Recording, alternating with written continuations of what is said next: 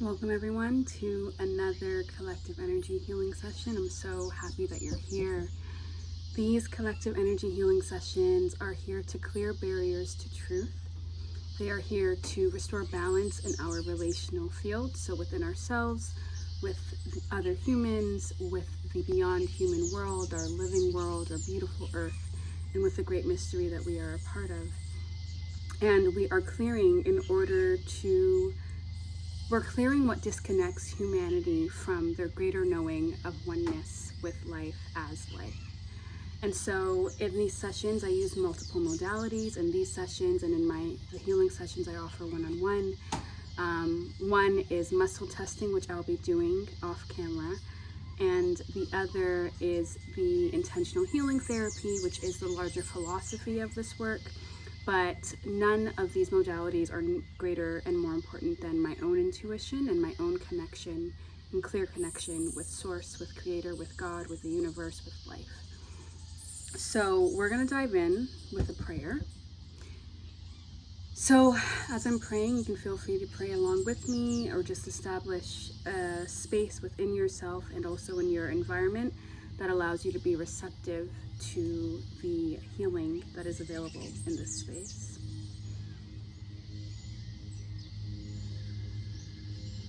Mother, Father, Creator, I thank you so dearly for blessing me and blessing us with this glorious day ahead of us.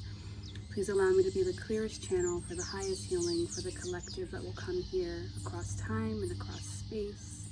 May their hearts be receptive to the medicine, and may they be and live in full integration and embodiment so we may live fully in the world that our hearts know is possible. Thank you, thank you, thank you, thank you, thank you, thank you, thank you. Amen. So, if folks want to support this work in any way, there are many ways to do that. You can always like, comment, and subscribe. This ensures that the work reaches the people who need it. It also supports with the algorithm. You can also support by doing a one-time donation, and there is a link in the description box for that. And you can also support if you really feel called to do one-on-one sessions with me, which I love doing. They're more specific and understandably more distinct than these sessions are. All right, so Creator, where are we beginning with the collective? Where does the collective need balance? All right, we're starting with a message. I'm just going to meditate to see what that message is.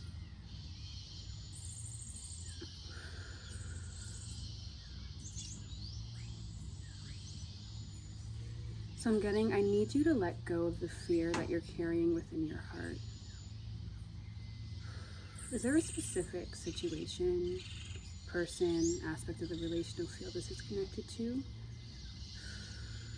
All right, it's towards each other. This is within the human field. And again, these relational fields they're in relationship with one another. So the fear that you hold with humanity is going to bleed into the other relational components. But there's a lot of fear, distrust, yes. We're working with the energy of distrust. All right, how are we bringing balance to this? Is there more to the message? No. How do we bring balance to this in the philosophy? All right, I'm going to see how it is that we bring balance to this energy of distrust, this fear that humanity has been instilled with that is keeping us disconnected and distrustful of each other. Is it foundational philosophy, barriers to truth, nature of the balance, energetic imbalance? All right, 0 to 10. 1, 2, 3, 4, 5, 6, 7. So this is energy that is not me. Energy that is not me is invasive energy. This could be energy that we pick up from people within our environments. These could be energy that we pick up from people who we cross on the street. All we know is that this energy is not you. It's not attuned to your original, authentic, divine blueprint. But if this energy stays with you long enough, you can begin to absorb and believe that it is you. So there's just some collective energy of fear that it's like we come onto this earth, and we come onto this earth unafraid. And then we're trained in fear, and then we live in a world that sort of validates that fear. So we're just going to clear. Oh.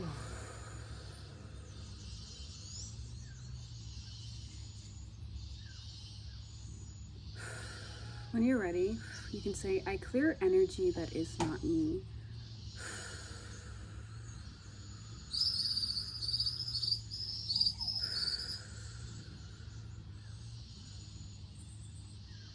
You can say, I fear others.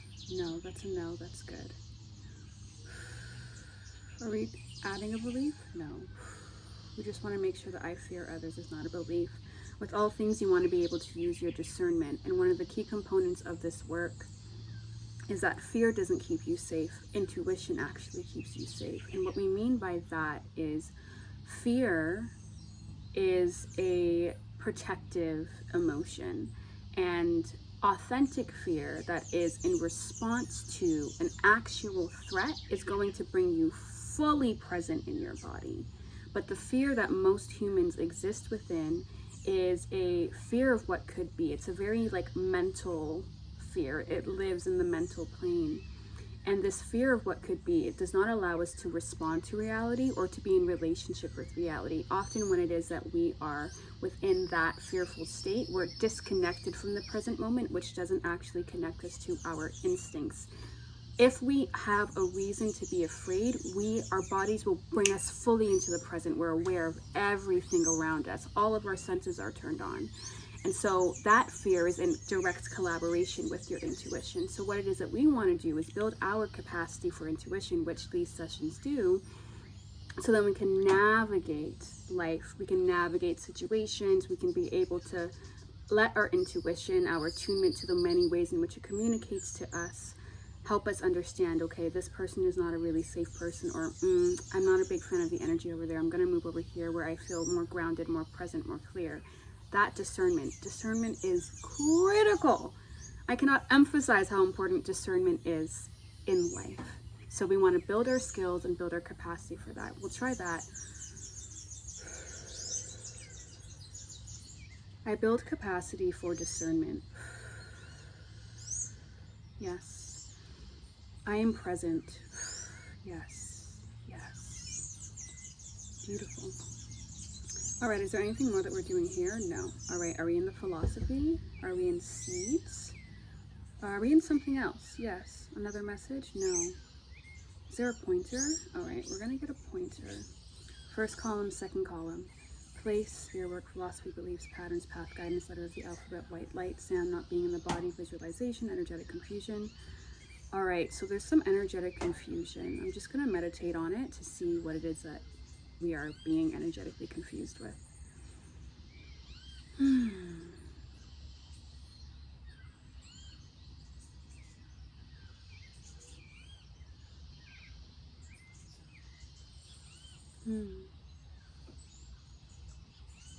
All right, so I'm getting that there's some displacement. Is this a physical displacement, energetic displacement, emotional displacement? Emotional displacement that is confusing our energy. Do we need more details about this? No.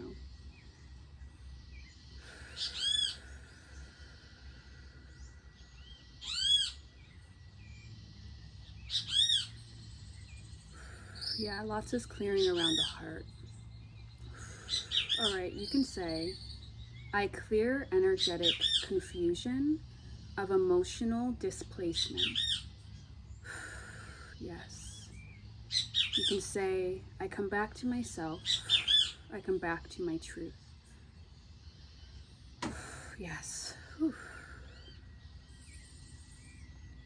All right, let's see what else there is. Philosophy, seeds. We're going to be going to seeds now. I'm going to eat some papaya. This papaya is delicious.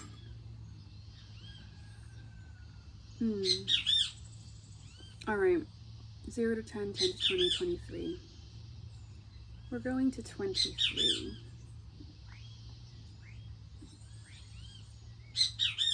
'23 is opinions. We've worked on this one before. It says, opinions are boring. Let go of your opinions. and welcome truth.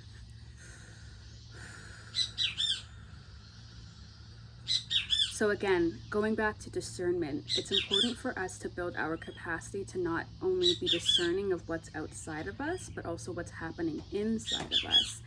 And one of the big things that we see, especially in our modern human culture and with social media and everything, is that people not only feel very attached to their opinions, but they feel incredibly identified with their opinions. But opinions are literally just thought forms. And again, opinions have absolutely nothing to do with the truth. It is someone's opinion, for example, that I was a part of a meditation course once, and it was this meditation course's opinion that onion and garlic block your intuitive capacity. But I eat a crap ton of onion and garlic, and my intuitive capacity is very high.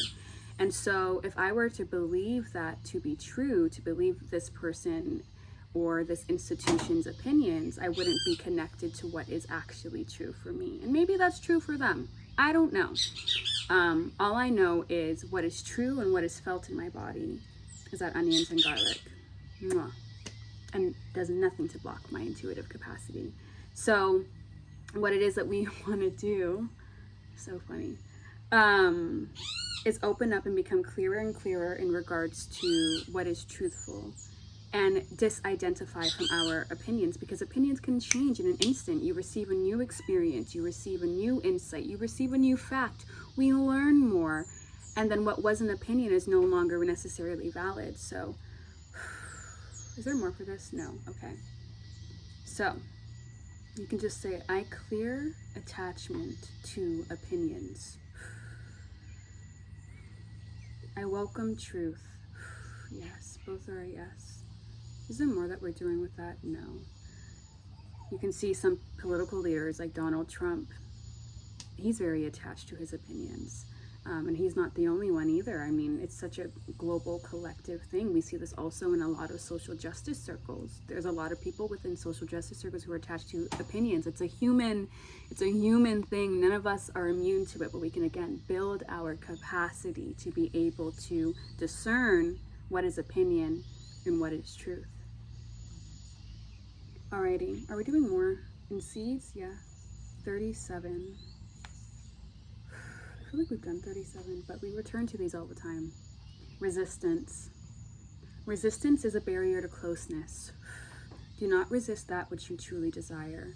Let go of resistance. Is there a message here? All right, I'm just going to sit with it to see what it is.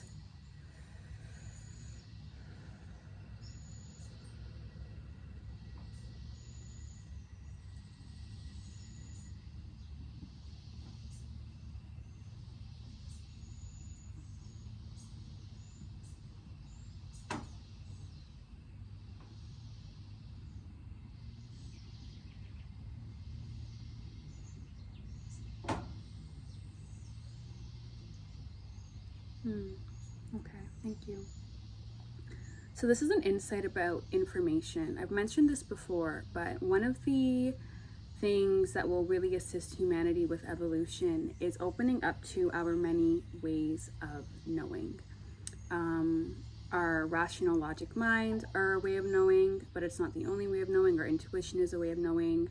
Our experience is a way of knowing. Our emotions and the felt sensations in our body, these are also ways of knowing, and we want to build our capacity to use all of our ways of knowing.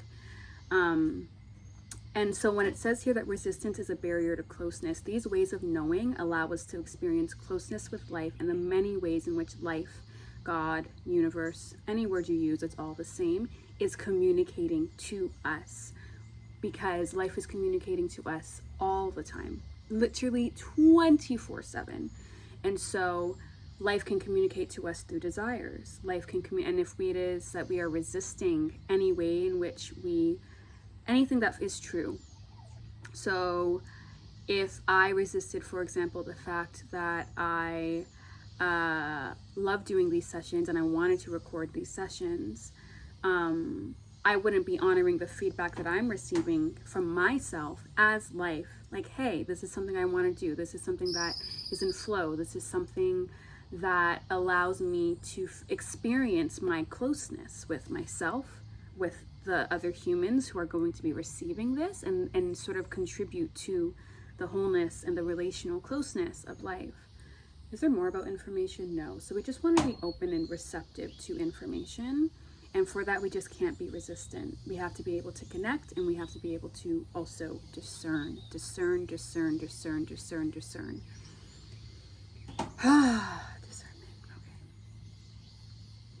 Let me just see what it is that we're clearing.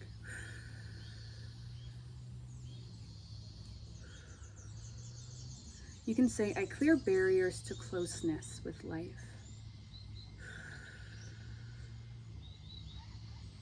You can say, I receive life's information. Yes, yes, both are a yes. Is there more that we're doing here? No. Beautiful. Let us see what else. Pleasant. Are we in seeds? Are we in philosophy? Okay. Something in the philosophy.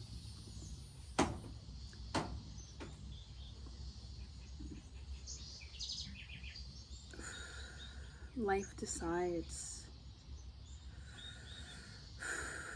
So that's another component of this work, is recognizing that like life decides. And this is very fascinating because, let me actually go over to that component. It says, you have been told that you cannot trust life, but that is untrue. Not trusting life is your downfall. Only concern yourself with removing barriers and building capacity, which we do in these sessions. Life will do the rest. There is nothing to decide. You have nothing to lose and everything to gain. Trust life.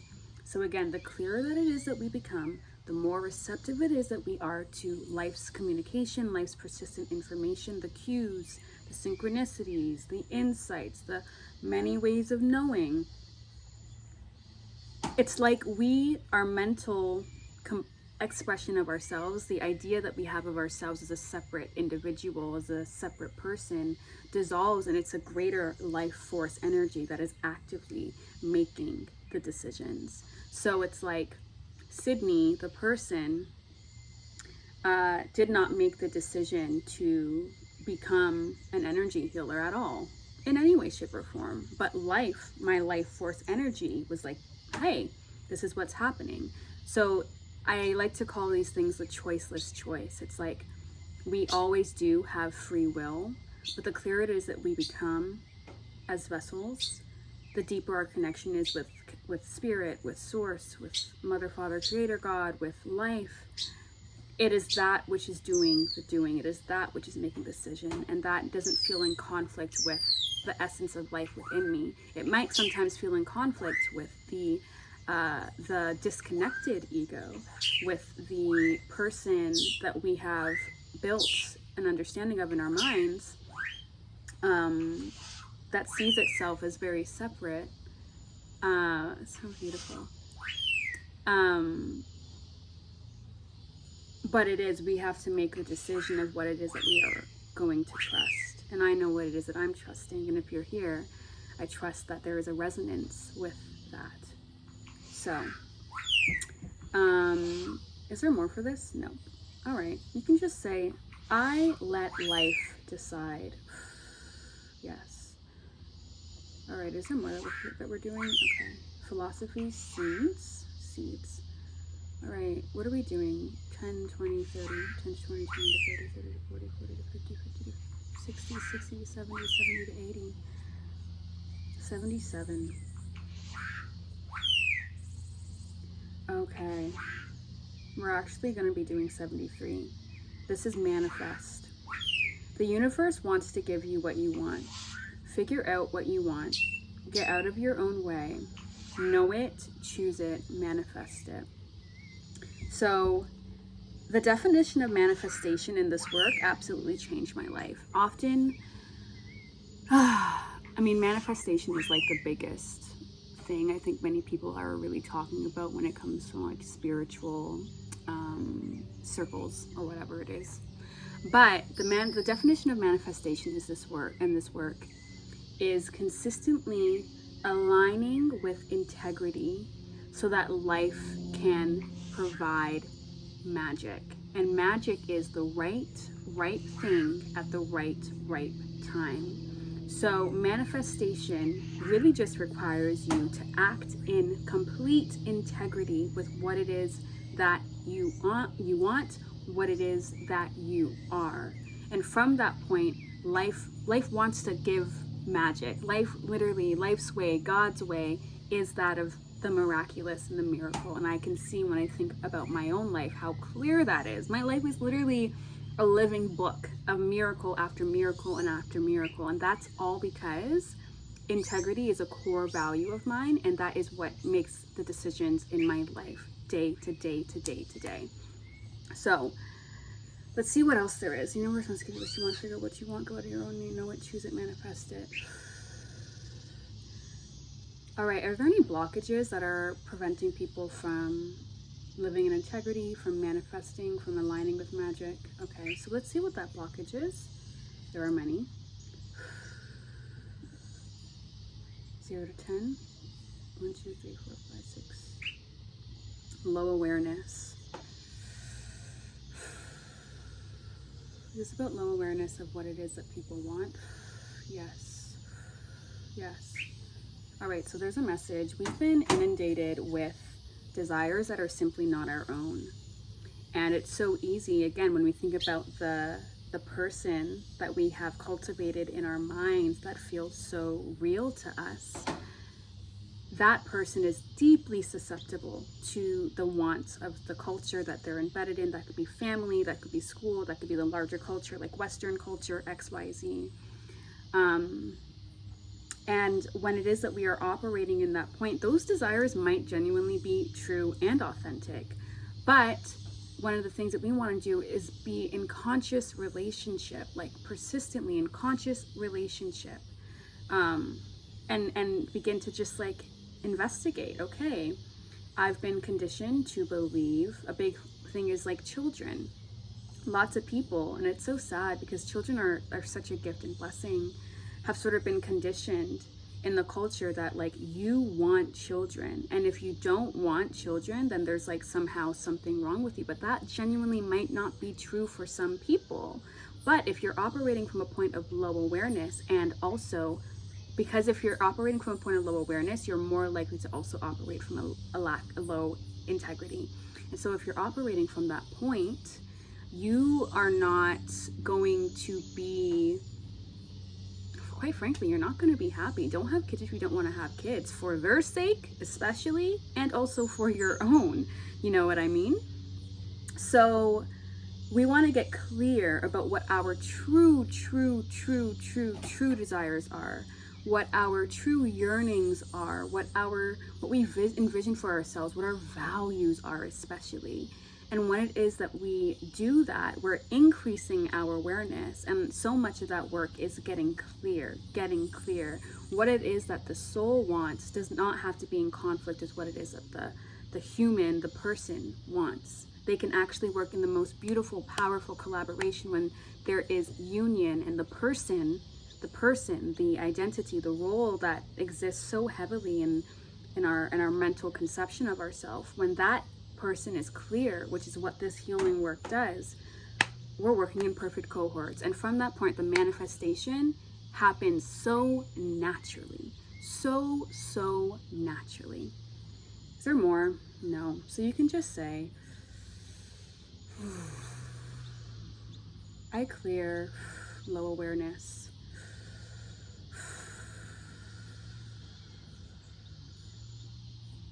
I manifest. Yes, both are yes.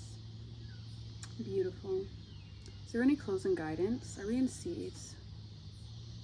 We're going to have a closing guidance as we wrap up this session. 47 is our number. Nature. Nature will be here long after humans have left the planet. Nature devours. Respect nature. Respect all of life.